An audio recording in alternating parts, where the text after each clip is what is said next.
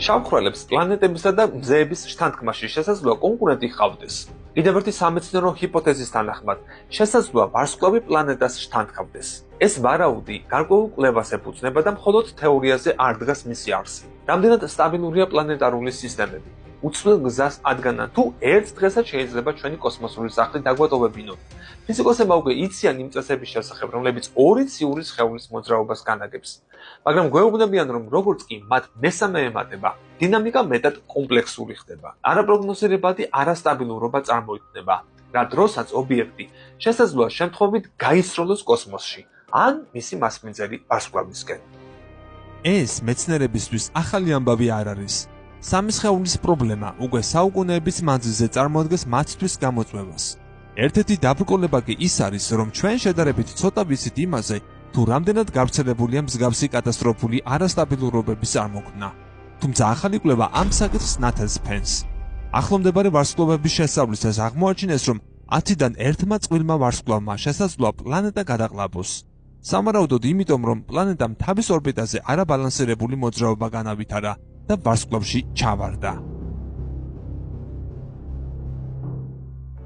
კვლევისას ნიმუშებში არსებული წყვილი ვარსკვლავების სულ მცირე 8% აჩვენებდა მსგავს ქიმიურ ანომალიებს, რაც იმაზე მიუთითებდა, რომ ერთმა ვარსკვლავმა შთანთქა პლანეტარული მასალა, როცა მის გარშემო ბრუნავდა. ამ სიგნალის დასაფიქსირებლად გადაწყვიტეს ტყუპ ვარსკვლავებზე კონცენტრირებულიყვნენ, რომლებიც ერთდროულად ერთი და იგივე მასალების ნაზავიდან დაიბადა. გუნდმა სპექტროსკოპიული მონაცემები ტყუპი ვარსკვლავების 91 წყვილისგან შეაგროვა, რითაც ადრე ჩატარებულ კვლევებზე მეტად მასშტაბური ნაშრომის ავტორებიც გახდნენ. აღმოაჩინეს, რომ ზოგიერთი ვარსკვლავი ტყუპისგან განსხვავდებოდა და გარკვეული ქიმიური ელემენტების უფრო დიდ ოდნობასაც შეიცავდა.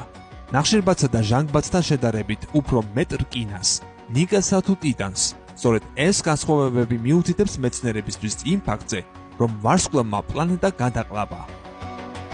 გამოდის, თუ მასპინძელი ვარსკვლავი პლანეტარული სისტემის ერთ-ან უფრო მეტ წევრს ჩაყლაპავს, სისტემების დინამიკაც არასტაბილური უნდა იყოს.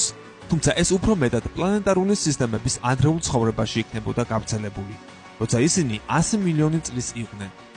დღეს კი ამის დადგენა შეუძლებელია, რადგან შესწავლილი ვარსკვლავები მილიარდობით წლისაა.